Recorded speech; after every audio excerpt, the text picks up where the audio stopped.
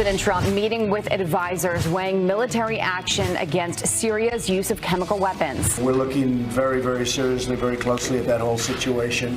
Right now, the media is loving him because this book is all about how much he hates the president. The media thought James Comey was the worst person imaginable.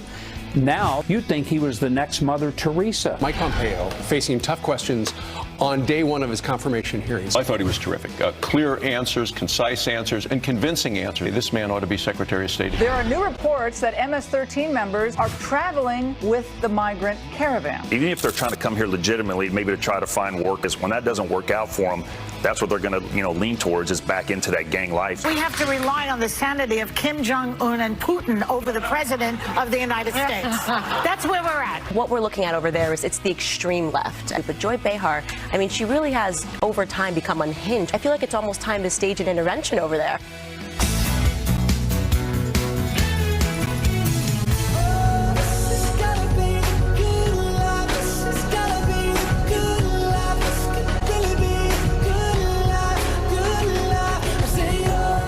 Well, Fridays are always a good life. Welcome aboard, folks. Come on in. Our dream for all of our children, right? A good life. Good life. A better life. Happy life. There you better go. life. Listen, we do have some details about James Comey's new book that comes out on Tuesday. Man, he really does not like the President of the United States. Also, he tried to be above politics because the day he announced that there would be no charges against Hillary Clinton, he's apparently struggled over his necktie. He decided he would wear a gold necktie and not what he called normal political gang colors. He didn't want to have a red tie or a blue tie. That's right. He also thought the president's tie was too long. He made a lot of physical comments about the president. You would think would be on page 6. He's a lawman. He notices details like that. We're going to tell you all about it coming up, but right now we need to get straight to this Fox News alert. The countdown to striking Syria is on. Yep, President Trump meeting with advisors and uniting with allies on exactly how to respond to the deadly chemical attack on Saturday. Not far from the Situation Room at the White House is Kevin Corke. He's on the North Lawn with the very latest. Kevin? Good morning, guys. This is exactly what they mean by the calm before the storm. White House officials still being tight-lipped about any possible action because, as one told me, guys, it's actually more challenging politically than it is militarily to coordinate a response to the devastating attacks that we saw over in Syria. Now, clearly, we have talked about what this means, not just to this president, but also what this means to this White House. The president clearly considering a way to punish the regime without creating a broader conflict in the region with Russia. We're having a meeting today on Syria. We're having a number of meetings today. We'll see what happens. We're obviously looking at that very closely. Credibility is on the world stage right now, is on the line right now, and it's not just Syria. It's North Korea. North Korea is watching what Donald Trump does here in response to this crisis because he's going into a big summit with Kim Jong-un soon, and the only way that summit works is if Kim Jong-un believes that he's willing to take military action to take out his ballistic missiles and nuclear program. The attack on the Syrian people, not the first. It is feared by allies, especially. It won't be the last unless the world unites to respond. A briefing later today, guys. Of course, we'll expect to get more granular detail about a possible response. Then again, maybe not, but I'll be here all the same. Back to you. Well, all right, Kevin, thank you very much. Yeah, we're back to not showing our hand, but one thing the president's going out of his way to do without making it too transparent, and that is he wants allies aboard. And it looks like France is in. France says, we have seen the proof, we've seen the evidence. They absolutely used chemical weapons, chlorine gas on those unsuspecting people in that town, and they said it was Bashar Assad. And one of the proofs of that, if you listen to the CIA has already run a report that choppers actually dropped this stuff, and the only people with choppers are the Syria's army. They also found chemical weapons or chemical agents inside the blood and urine from some of those victims as well. It looks as if the United Kingdom, as we told you yesterday, will also join the strike force. And right now they're planning it.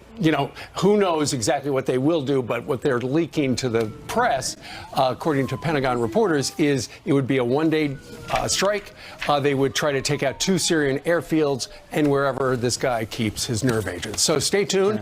Could happen tonight. Meanwhile, James Comey's book comes out on Tuesday. It's called A Higher Loyalty. It's a tell-all book, and He clearly has a lot of disdain for our president. You know, yesterday we showed you that promo where George Stephanopoulos asked a series of questions and we don't get any of the answers. Well, now, according to leaked copies of the book, we do have the answer to why was James Comey referring to the president as like a mob boss. And now here's the passage from the book. He says this president is unethical and untethered to truth and institutional values. His leadership is transactional, ego-driven, and about personal loyalty. I had flashbacks to my earlier career as a prosecutor against the mob, the silent circle of assent, the boss in complete control, the loyalty oaths, the U.S. versus them worldview, the lying about all things large and small in service to some code of loyalty that put the organization above morality and above the truth. Yeah, a couple of things. He also rips Republicans for overlooking President Trump's actions and essentially standing idly by. He also says the president was really worried about the dossier, not because it shows Russia complicity or blackmail, but because of his marriage. He says, he goes rhetorically, he said, do I seem like a guy that needed the service of prostitutes? And he wanted the allegations disproved because he was feared there might be a slim chance that Melania might believe them. Could I just say that there is nothing wrong with when things come out in the press that might be damaging to your relationship, for you going up to that person who has control of it, perhaps, to show that it's disproven, prove that it's not the case, and then he was explaining why it's not the case. To me, that is a more human reaction than it's not true about my own. Right. You know, it's not collusion. A human reaction, but can the President of the United States go up and ask the guy who's running the investigation about stuff like that? Yes. As it turns out, when they were discussing some of these skeevy details in this unverified dossier, Mr. Comey made it very clear. Just as the president has said in the past, Comey said, we are not investigating you. So now, where are we? Fast forward over a year. Was there obstruction of justice? Also, Mr. Comey reveals his hand on that as well. He says he falls just short of obstruction. He says, I have one perspective on the behavior I saw, which, while disturbing and violating basic norms of ethical leadership, may fall short of being illegal. That's right. Right. Meanwhile, why did he reopen the probe? He does say that he knew there would be a firestorm, that there were no charges. And he said, quote, I knew this was going to suck for me.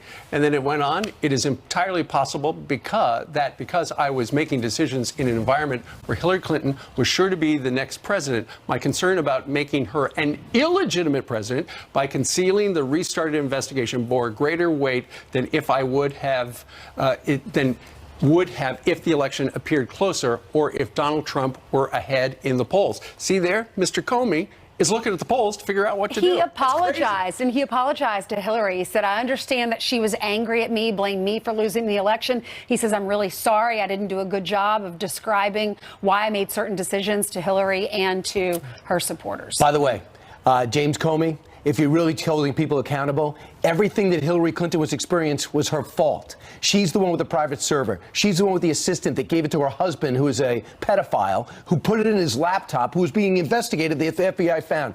Everything that happened to Hillary Clinton was because of her actions. Yep. And she's judging James Comey about how he reacted to her stupid moves. They wouldn't leading have up to found the any election. of that if Anthony Weiner hadn't been doing what he was doing. They looked at his computer, and then it led back to Hillary doing wrong things. In her book, she said she was shivved by James Comey. Comey also goes on to say that Al Franken walked up to him. Al Franken confronted him and said, what did you do to Hillary Clinton? He said, I did the best I can with the facts around me. Then a teary-eyed Senate Minority Leader Charles Schumer grabbed him by the hand. Cue the music.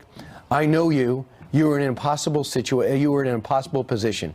A lot of people are teary-eyed and emotional around him. Well, especially he also says that General Kelly called him up when he was Homeland Security Secretary, the first person to call, and he said, I'm going to quit too. And he said, don't. You just stay where you're at. Kelly has a different idea about what took place. He said, I called him and said, heard you were fired. Sorry about that. Best of luck. A little different. Yeah, no kidding. Look. There are a lot of Democrats who regard James Comey as the person who cost Hillary Clinton the election. And there are a lot of Republicans who hate him because he's gone after the president, although it doesn't look like there's any obstruction. Mike Huckabee had this observation about the reaction. Keep in mind, on all the other channels right now, everybody's talking about the book and how great it is that we're getting this dirt on the president. The media have been inconsistent, Mike Huckabee says, and here's the soundbite. James Comey has been incredibly inconsistent. The media has been inconsistent, as have politicians about Comey, but there's one consistency. They all universally cannot stand President Donald Trump. And that's the one thing that holds true. They thought James Comey was the worst person imaginable. Now that he's written this incredible fiction where he's basically breaking his arm, patting himself on the back, you'd think he was the next Mother Teresa. And what changed? Changed was that James Comey now is turned on Donald Trump, and that has the media all in just a complete froth because they're excited about that. They are excited. We're going to talk to Kellyanne Conway from the White House about 20 minutes from right now, get the official White House reaction, although we looked at their website that they've got lioncomey.com. They say he is a liar and a leaker. By the way, I think the president should give him the Eminem treatment. When Eminem wrote that song to get a rise out of the president never responded. It drove the rapper nuts. What song? Good point. He wrote a song to get under the president's skin, not a word. I think if the president doesn't say a word about James Comey, it'll do the opposite you did with Michael Wolff. See, I thought when you said M&M treatment, you were talking about melts in your mouth, not in your hand. No, I thought he was talking about potty training. You get 2 M&Ms. Really? I don't know. Eminem is, I live in the rap world, and that's where I'm most comfortable. And that's what I was referring to. I know what you were talking about. Thank you, Jillian. But you're too far away to help me. I know. 25% of the crowd. 90s rap is my favorite. So There you go. anyway, important information you don't need to know there, but we do have some information you do need to know, starting with this Fox News alert. A Massachusetts police officer shot and killed while serving a warrant. Officer Sean Gannon hit in the head. Gunshot wound to an officer. Officer down. Sean was a wonderful, wonderful young man. The sky was the limit. The sky lit him. Thomas Latenowicz will be charged with murder. He has more than 100 prior offenses. A caravan of police cars escorting Officer Gannon's body overnight. The 8-year veteran of the force leaves behind a wife. Gannon's canine partner also shot and recovering. Take a look at these live images in Oklahoma right now, where firefighters are battling monster flames. A wildfire warning issued near Oklahoma City. More than 300 homes evacuated overnight as 4 separate fires burn in the area. High winds could fuel the fires throughout the day. We'll keep you posted there. New president, new ride. Fox News exclusively learning of a new fleet of presidential limos that will be unveiled this summer. It's a big upgrade from the current decade-old models. A limo was spotted out on a test run. Check it out, covered in black and white camouflage to hide its details. The cars made by Cadillac protect the president from everything from prying reporters to chemical weapons. I mean, I know it's supposed to be like camouflage, but if you see that thing on the road, you're like, what is that? Yeah, it doesn't blend in. Yeah, no, that will definitely draw a lot of attention. Yes. That will be the new beast. That's the Pretty nickname cool, for the though. president's ride. All right. Thanks, Jillian. Yep. All right, Jillian, thanks. Meanwhile, actress Charlize Theron, did I say that right? Sure. Is terrified by Trump's America, why there are certain places she will now not go. And she's even considered leaving the country. And mounting pressure on President Trump to fire Deputy Attorney General Rod Rosenstein. Will he do it? We're going to talk to Kellyanne Conway when she comes up live from the White House. You're watching Fox and Friends for Friday.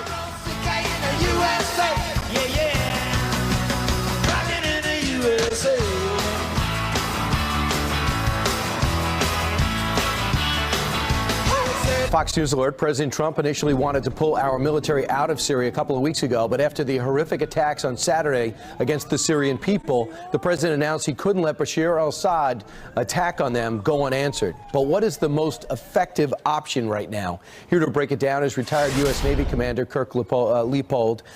Commander, always great to see you. Good morning, Brian. In your estimation, are we moving towards an operation, a military operation in Syria?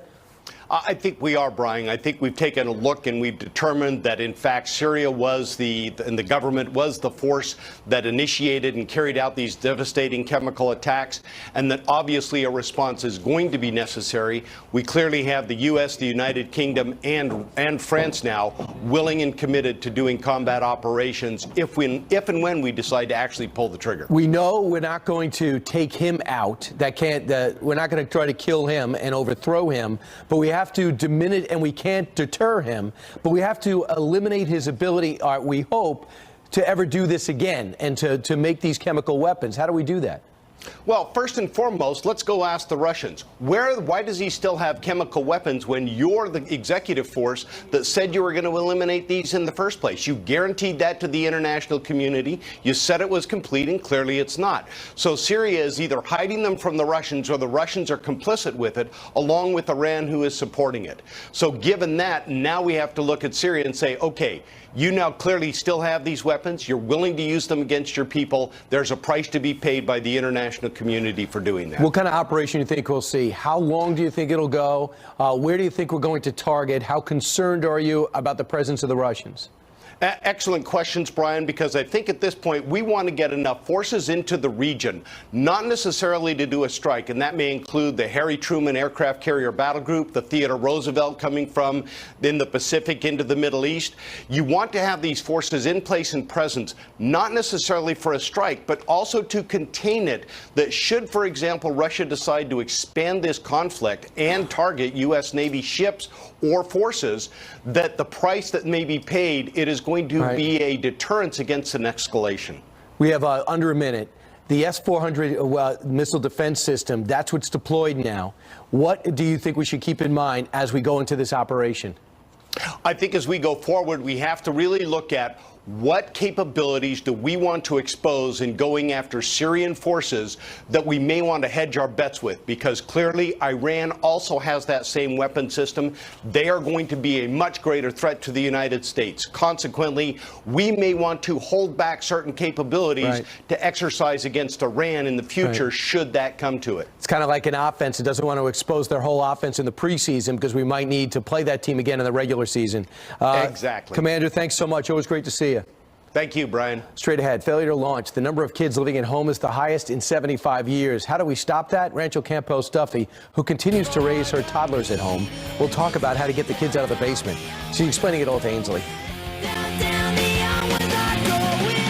24. Now it's time for News by the Numbers on this Friday. First up, 240 times. That's at least how many times the Consumer Financial Protection Bureau has been hacked. The director over there, Mick Mulvaney, disclosed that number during a congressional hearing on the agency's data collection. There are another 800 attacks that unfortunately they have not yet confirmed. Great. Next, $20 million. That's how much the FBI is offering for the capture of Mexican drug lord Rafael Coro Quintero, the agency adding him to the top 10 most wanted list for kidnapping, torturing, and murdering a U.S. agent back in 1985. And finally, on this screen, 10 times the legal limit. That's how drunk a British Airlines flight attendant was on a flight from Singapore to England. After passengers called her out for smelling like booze, she admitted to being, quote, silly, and apparently she had taken 8 shots of vodka. She was later fired. And that's some of the news, Ainsley, on this Friday. 8 shots. 8 shots. Wow. And then went to work. Okay, thank you, Steve. Try that, Ainsley. I know, right? No, I couldn't do it. I wouldn't be able to read this. The myth of millennials not wanting to leave the nest is proving to be true. A new study from the Pew Research Center revealing that the amount of adults in their late 20s living with their parents or grandparents is the highest it has been in over 75 years. Here to discuss how we can inspire the next generation to be contributing members to our society is Fox News contributor and the mother of 8. She knows a thing or two about raising kids, Rachel Campos Duffy. Rachel, great to see you. Thank and you, you'll be on Ainsley. Outnumbered today. I will. All right, well, we're glad to have you. 6.3 million job openings in the U.S. How can we push our kids to leave the nest and go apply for these jobs and move out on their own? Right, it's so interesting, the number. I mean, it's almost like 40% of these kids are still living at home, and it made sense during the Obama economy. Obama was enamored with the European model. He was turning America into that European model. Our economy was looking like that. There were lots of regulations. There were not a lot of job opportunities. He had kids on their parents' insurance until they were 26 years old. So that was sort of the model he was following. And a lot of these kids are still in mom and dad's basement. But as you mentioned, this is a new day. This is the Trump economy. There are 6.3 million job openings. employers are dying to get good, hardworking, dependable workers, so they're offering wage increases, bonuses to retain them. So the message is, there's no excuse. Get the kids out of the basement. They don't have to work at Starbucks now. There are career opportunities. They're willing to train people. And you don't even have to have an expensive college degree to do it. If you don't want to go to college and take on that debt, there are so many training programs, and the administration is investing heavily in workforce development and even apprenticeship jobs that when you're done, you can make $60,000 a year. So why are they home? Now's the time to get them moving out. How will you and Sean, how will you approach this when your kids, if they go to college and then they come home and they say, I want to live with you for a little while? Well, first of all, when I was young, twice I received a luggage set from my parents. there was a little bit of a hint. They were sending me a message. And I just think that, parents need to wake up to the new economy. If they are home because they need to, make sure they have responsibility. Maybe they need to pay a little bit of rent or participate in paying for food and the other expenses of the house. Start getting them ready to get out, because this isn't Europe where, in Europe they're kind of used to, a lot of men live with their mom forever. It's kind of sort of the Italian mama's boy thing. That's not good for men, by the way. Not fun for women. Yes.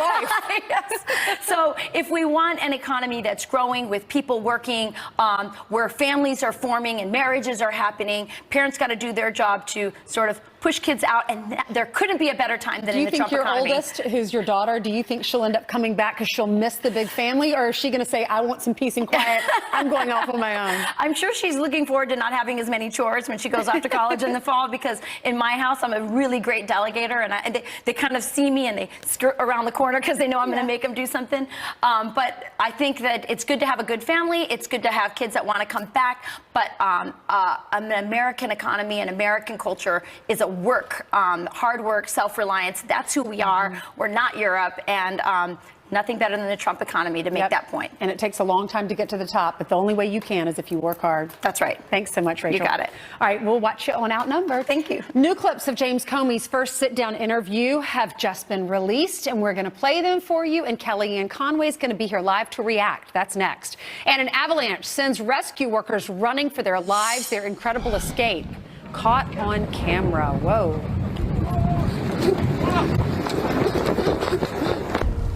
Straight to a Fox News alert. The countdown to striking Syria is on as President Trump considers how to punish the regime over the deadly chemical attack. All right, President Trump is meeting with his advisors and has been over the last few days, canceling trips and uniting with allies on exactly how to respond to the Saturday attack. Our commander-in-chief will hold a briefing later today. Russia has warned a strike on Syria could spark a war. A lot going on. Let's bring in Kellyanne Conway, counselor to the President of the United States. Kellyanne, good morning to you. Good morning. Good morning. You know, after a couple of days ago, after the president tweeted, hey, Russia, look out, they're coming, something to that effect, it seemed like the strike might happen right then, the next day. Now here we are a couple of days later. People are presuming we're just verifying things, we're making plans. Do you think that's accurate? Well, it's accurate that the president was being very deliberative and very careful in making sure that what our intelligence community suspected happened indeed did happen. And the president has also said that he will hold responsible Syria, Iran, Russia, anybody who's causing trouble in that area that leads to the death and destruction of innocent civilians. And people will note that almost to the day, 1 year ago, when Assad gassed his own people, this president took swift action as well. And he has proven in the past that once those indices are verified, that he acts accordingly. The same will happen here, but Syria must allow international cooperation. They must allow monitoring in the area. And Assad has been terrible to his people. And this is a president who, when he saw those babies gasping for the last breaths last year, being poisoned by their own, quote, leader, and in conferring with his team, his national security intelligence team last year, as he did again this year, he will take swift action. He's made that very clear. All right, Kellyanne, let's talk about James Comey's new book that comes out on Tuesday. Some of the excerpts were released overnight, and the president, who is being called unethical, they're comparing him, or James Comey's comparing him to a mob boss. He's saying, I'm sorry to Hillary Clinton. What's the president's reaction? Well, I'll give you my reaction. I have discussed this with the president. I'll give you my reaction. This man, I spend more time in the Oval Office in a given day than this man got to spend with the president over the course of his very brief tenure before he was fired. He's taking 1 or 2 or 3 meetings with the president and retroactively putting his own spin on them to sell books. It seems to me like he sounds like a disgruntled ex-employee who, after the fact, wants to clear his conscience of what bothered him at the time. If you're that bothered, quit. Leave the job. And whether there's an active investigation going on with Mr. Mueller, you've got the former FBI director out there talking not under oath. Nobody, as we know, nobody who writes books and goes on TV is under oath. He's doing that. I find it to be pretty self-aggrandizing. These clips I saw the ABC released a clip today. Hey, you know what? Let's watch today. Let's watch together because we haven't seen it. We just read it. And then I want to comment on something. Yes. You got it. Let's listen to James Comey talk about the dossier. The dossier had been financed by his political opponents? No, I didn't even think I used the term Steele dossier. I just talked about additional material. But did he have a right to know that? That had been financed by his political opponents? I don't know the answer to that. It wasn't necessary for my goal, which was to alert him that we had this information. Well, is that a sufficient explanation for why he didn't say who financed it? Of course it's not. But remember, he was at an FBI that didn't seem too worried about telling people who had financed it at the time. Look, Comey and his boss, President Obama, and Attorney General Lynch, they all were backing the wrong horse. They thought somebody else was going to win. And we would never know so much that we're still finding out had that person who lost the election and shouldn't have, whose name I don't say on TV anymore, actually won. And the fact is that George Stephanopoulos asked a battery of the right questions. Don't you think that the president-elect had a right to know where this dossier came to be, how it was being financed? And I want to say, because I said it at the time on many different networks, and people pushed back and called me very bad things, the idea that they had an intelligence briefing with the president-elect on January 6th in Trump Tower with Mr. Brennan, Mr. Clapper, Mr. Comey, and then after that was done, Comey hung back with the president-elect and talked a little bit about the dossier, and we're looking into this, and makes it sound like it was some big briefing when it was a hangback, well, as far as we know. Yes? According to the book, at that hangback, Mr. Comey confirmed what your boss has said all along. He says, we are not investigating you, Donald Trump. Now, here's something else. This also a brand new clip from ABC. They've got the big 2020 special on Comey on Saturday. Here they are talking about Mrs. Trump. And then he says something that distracted me, because he said, you know, if there's even a 1% chance my wife thinks that's true, that's terrible. I'm a flawed human being, but there's literally 0 chance that my wife would think that was true. So what kind of marriage to what kind of man does your wife think there's only a 99% chance you didn't do that? And okay, so he's getting into that kind of stuff, I know. He's a psychoanalyst. He's giving advice on how people look. He's a marriage counselor. I find that particular excerpt to be really egregious and over the top and unacceptable. And I hope people of all political stripes, including those who didn't like Jim Comey in late October 2016, to really push back on it. Frankly put, that's none of his business. Well, and the idea, and him really, again, retroactively putting his own spin on private conversations with the president-elect. If he had respect for the office of the presidency and for his job as the FBI director and for the president-elect indeed, he would have sat the man down and given a full briefing or made it part of the other conversation under the guise of, oh, it could have been embarrassing. I didn't want to embarrass him. So then you go out a year and a half later and sell books. Right. Well, we have not under oath. We have one more that we're just getting from GMA. Watch this and we'll get your reaction. Elect Trump's first question was to confirm that it had no impact on the election. And then the conversation, to my surprise, moved into a PR conversation about how the Trump team would position this and what they could say about this. They actually started talking about drafting a press release. Intelligence, the White House does PR and spin. You also said you were struck by what they didn't ask. Very much. No one, to my recollection, asked, so what's coming next from the Russians? How might we stop it? What's the future look like? It was all What can we say about what they did and how it affects the election that we just had? What is he, Nostradamus?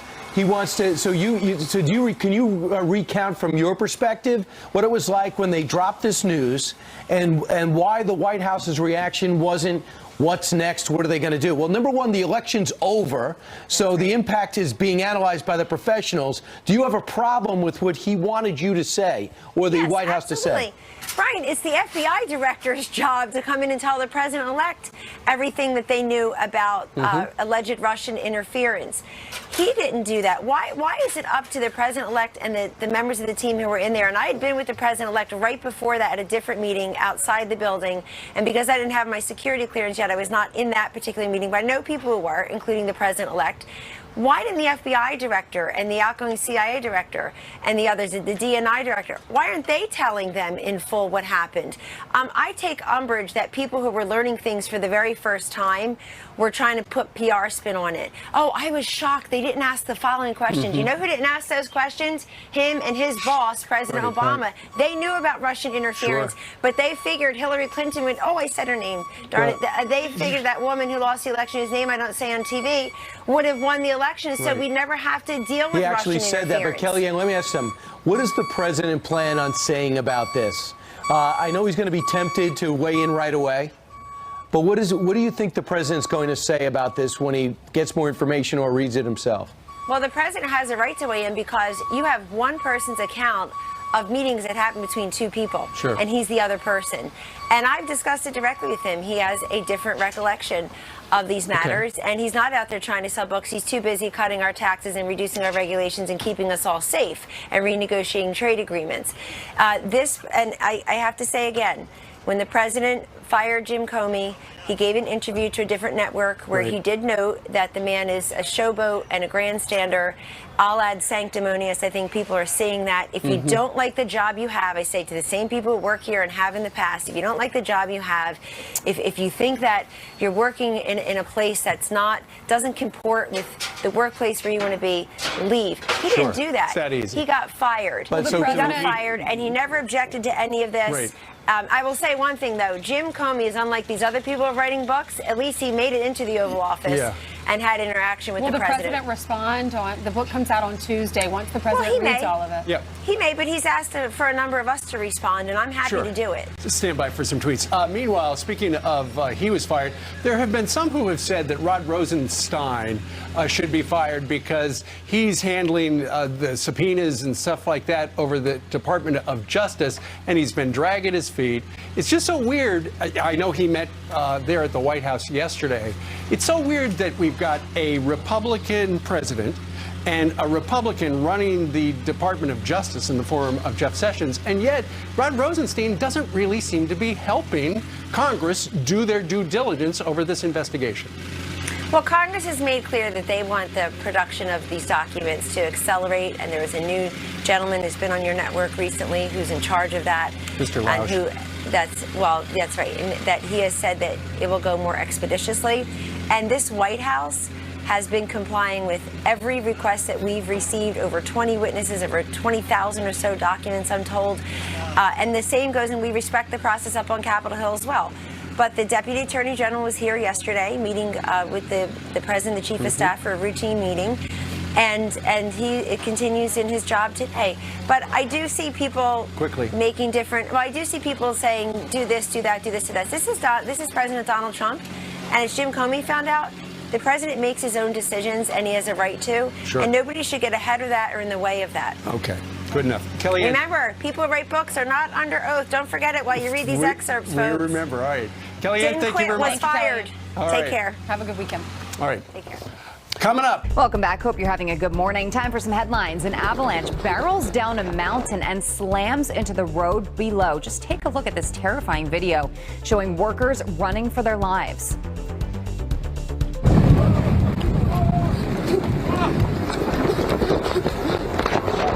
Wow, the crew cleaning up snow from a previous avalanche in the Swiss Alps when this one plummeted to the ground. Thankfully, nobody was hurt. Actress Charlize Theron says the Trump administration is making her consider moving out of America for the sake of her adopted children. The actress telling Elle magazine, quote, "I don't even know how to talk about the last year under our new administration. Racism is alive and well. There are a lot of times when I look at my kids and I'm like, if this continues, I might have to leave America." Theron adding, as a mother of 2 black children, she refuses to take her family to parts of the U.S. because she doesn't feel safe. Let's look at your headlines. Brian. All right, thanks, Julian, for the direct toss. I rarely get that from you, but I'll accept it, even though we're in a 3-shot. Thank you, Julian. I'll keep up with us. I'll talk to her on radio later. Julian's walking out now. President Trump touting his touting his accomplishment on jobs. We've created 3 million new jobs since the election. Unemployment claims are at their lowest level in nearly 50 years. Think of that, 50 years. We're going to have tremendous growth in this country. You're going to be so proud of it because that American spirit is back. It really is back. Well, here to weigh in on that is the host of Making Money with Charles Payne on the FBN Fox Business Network. Charles Payne. 6 p.m. There is the unemployment number. It is the tiniest since 1974 when the workforce was smaller. Absolutely. It's been absolutely remarkable. And now all of that is putting pressure on higher wages. We are starting to see it. It's coming. It's not coming as fast as people had hoped. And we do have some structural issues in our country, like, skills gaps and things like that. But overall, I think the most important thing the president just said there was that this sort of spirit, this sort of American can-doism, I think really is coming back. Good sign for the economy, right? Does this mean fewer layoffs? Oh, definitely it means fewer layoffs. You may get some big layoffs from some of these older retailers like a Sears, for instance, but really more importantly, it means higher wages are coming, more mobility is coming. One of the things that stalled our economy for a while, people wouldn't quit their job because they were afraid and they wouldn't move out of these high places, like expensive places like New York and New Jersey. Exactly. Let's talk about what the president said in the side. Larry Kudlow, find out about getting how we could change TPP. Maybe I'll get back into the trade agreement next. TPP, the Trans-Pacific Partnership, is different. Now it's the CPTPP because we got out of it. They ratified it last month in Chile. It's 11 countries. It's a $10 trillion combined economies, 400 million people. If America got back in there, we'd increase the economic might of it by 180%. And it's a hedge against China. Well, it's partially a hedge against China. Listen, China it's got its own agenda. People need to understand this. China is spending $150 billion a year rerouting the Marco Polo route back into Europe. They're dropping money everywhere. It's a hedge, but it is not a solution. Anyone who says, oh, this is what Trump should have done, it might work if the deal is right. If the deal's right. If the deal is right. All right, Charles, thank you. Good morning. Have a good weekend. All right, coming up, a trio of GOP candidates looking to unseat former Vice President nominee Tim Kaine down in Virginia. What does that mean for the midterms? We're going to break it all down next.